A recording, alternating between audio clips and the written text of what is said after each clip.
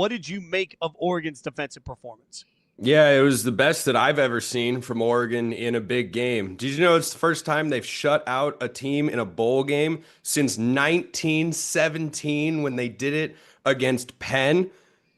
I mean, you're not exaggerating things if you say it's the best Oregon big game defensive performance of all time, given the stakes, given the caliber of opponent. The line switched at the very last moment. I'm talking 10 minutes before kickoff, and Texas Tech was favored. Someone thought they knew something about this game, and they were very wrong. And look, I thought Oregon would win. I thought it would be closer than 23-0.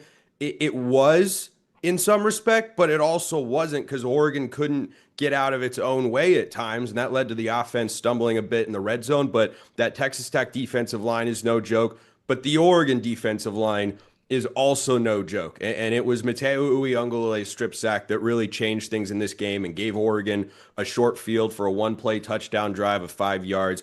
I was really impressed. And for Dan Lanning, former defensive coordinator, he made a statement in this game with that side of the ball playing so well. And I think Cal fans are pretty happy going, hey, the guy that coordinated that's going to be our head coach. Thumbs up, guys. I think everyone should be riding high on that performance, especially given the fact that Texas Tech has been putting up 480 yards and 40 plus points per game. You have that kind of defense performance, you have every reason to be kind of riding on cloud nine. But let's flip over to the offensive side of the ball. You've been watching Oregon all season long very, very closely and doing a great job covering it. What did you learn about Dante Moore yesterday?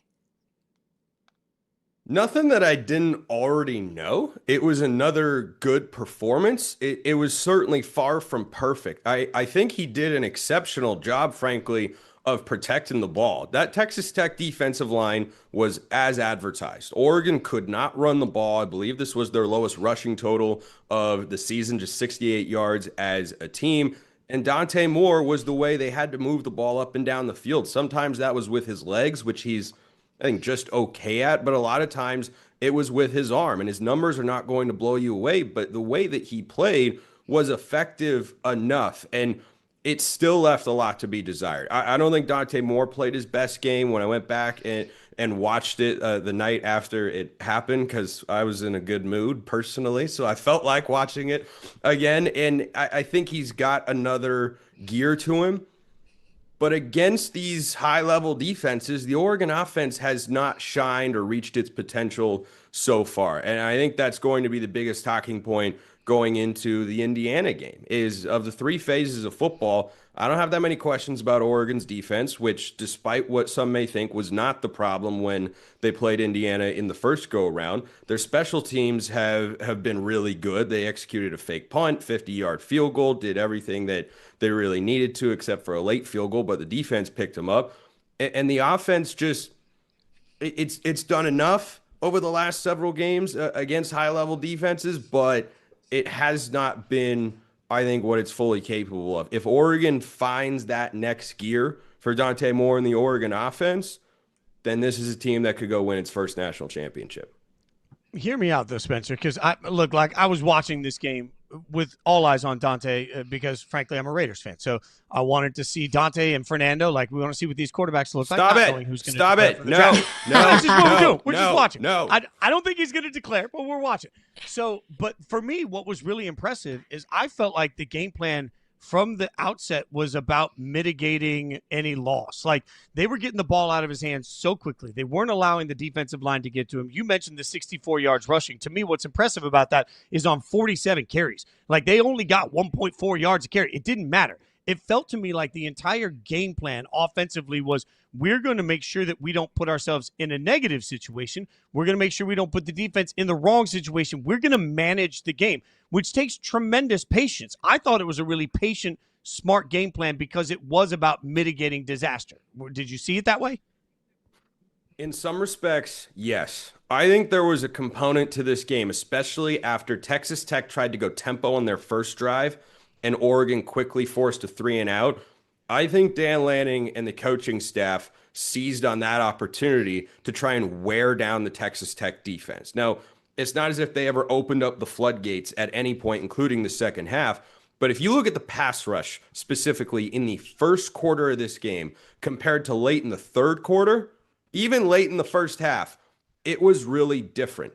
And the number of plays run in the first quarter and first half writ large was a huge advantage in favor of Oregon.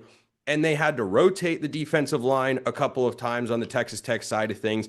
And they didn't have the exact same get off as they did when they were fully rested early in the game. So I think that Oregon was indeed smart about how they went about that aspect of it, and it was enough. I don't think they can play the way they did in this game, particularly running the football, and beat Indiana. The Hoosiers are too good of a football team, and they do too many things well for you to struggle on one side of the ball and, just kind of finding it. Like, just say it out loud. Can you find a way to win an ugly, sloppy game against Indiana? No, I really don't think that you can. They're in too good of a rhythm right now. I mean, they won off a bye in the playoff, which literally nobody else has done in the history of college football. Granted, there have only been 2 seasons, but everybody else is 0-7. Indiana won by 35. So I think what Oregon did in this game was be aggressive, which has been Dan Lanning's mindset for the last several years. I think he probably went forward on fourth down one too many times. He had 8 attempts overall. They converted 4 of them. I think between the Wildcat, the 4th and goal at the 2, or 4th and 2 just over the 50, I think one of those should have been a kick. Your defense was playing well on the 4th and 2 just over the 50. You could have made Texas Tech go the length of the field. You might have picked up some yardage in field position there.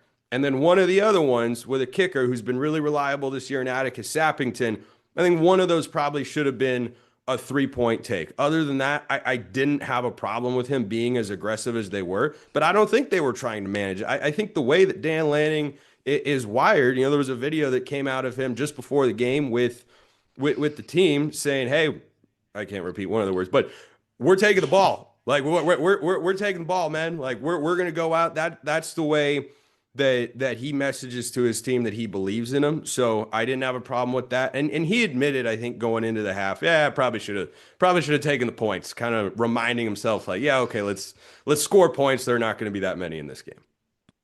Okay, let's stick on the subject of nitpicking some tactical decisions from Dan Lanning yesterday. Okay. I know that social media can be a very vocal minority, but there was a lot of discourse on social media about Dan Lanning deciding to score in the last minute of the game. Oregon up 16, they're driving. They drive the score up 23-0. What would you say to people that Dan Lanning was classless for driving the score up in the final few seconds of the game? Grow up. That's what I'd say to those people, not you.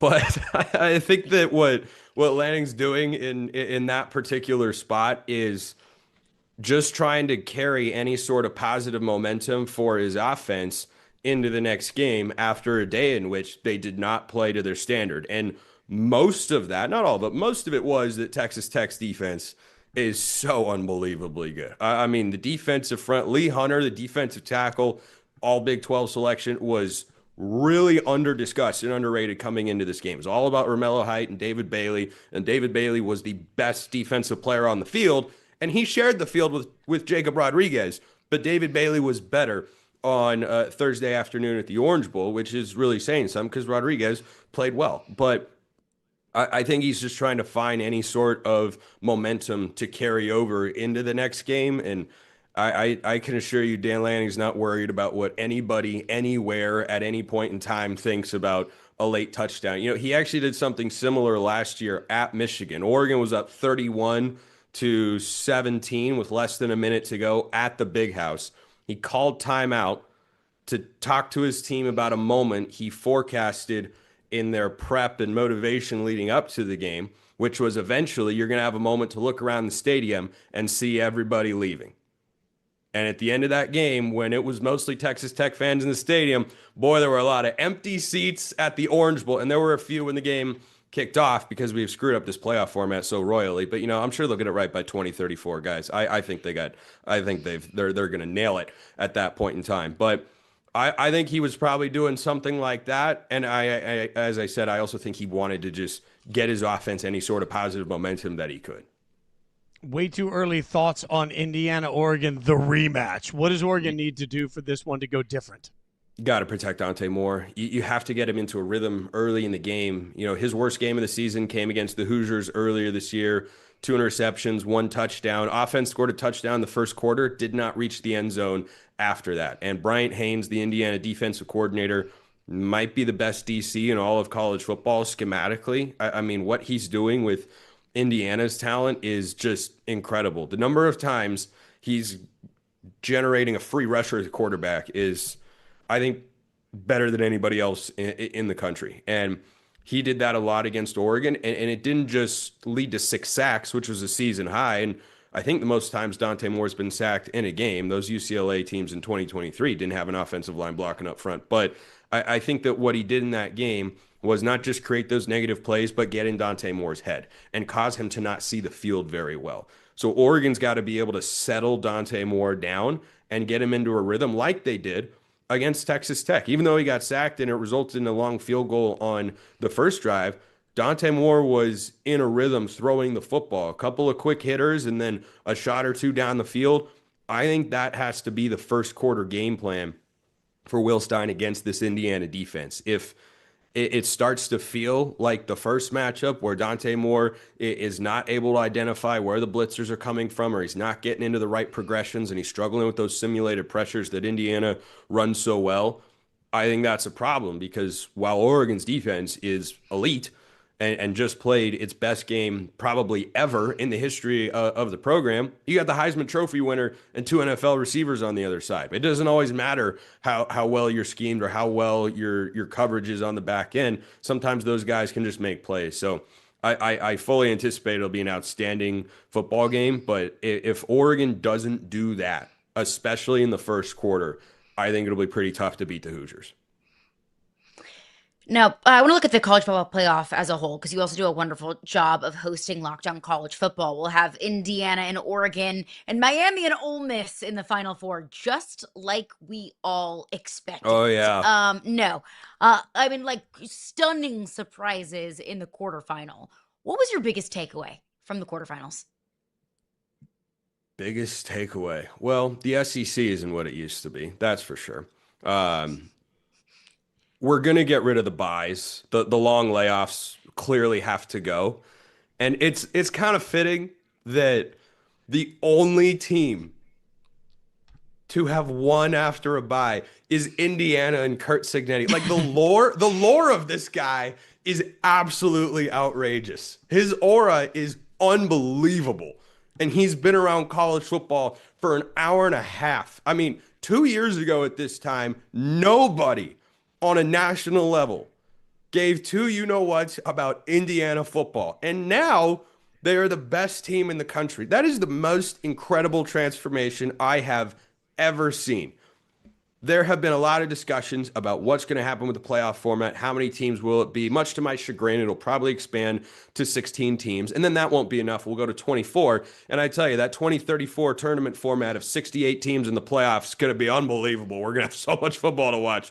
It's incredible. And the winning team will have to play like 24 games in the regular season. It's going to be awesome. But I think what we saw is, once again, the teams that are coming off a bye that are supposedly getting a reward are struggling. And yes, Indiana proved it's not everything, but I'm sorry, Kirby Smart twice, Dan Lanning and #1 Oregon once, Texas Tech's offense that was rolling. Yeah, best defense they played all year in Oregon, but 0 points. You can't tell me they didn't play at least a little bit of a factor. Ohio State, a long layoff after dominating most of the season. Like, I just don't see how, if they're going to debate a new format, they're going to stick with teams not playing for over 3 weeks. I mean, the conference championship games were December 7th, and then they're playing a game on January 1st.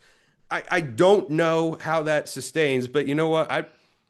I've been surprised at college football's ineptitude before, so maybe they won't. But I think that was a pretty clear takeaway. Like, after 2 years, Yeah. when the seeding was messed up for the 2024 playoff, and it's gotten better for this one. I don't think we're going to see those long layoffs anymore, because I think teams behind the scene, not publicly, because it's not a good look for a head coach, and I think it sends the wrong message to a team for him to come and gripe about it publicly when it's happened to his team. But we're going to sit here and pretend Kirby Smart can't coach. Or are we going to look at it and go, okay, clearly having over 3 weeks off between your last game and your quarterfinal matchup is a disadvantage? You are right. Expansion is inevitable as the fact that everybody will watch it and everybody will make money off of it. Listen to Locked On Ducks. Listen to Locked On College Football. All of those places. Follow them on social media. Spencer, really appreciate your time, man. Happy New Year. Thanks for hanging out with us. Thanks for the insights.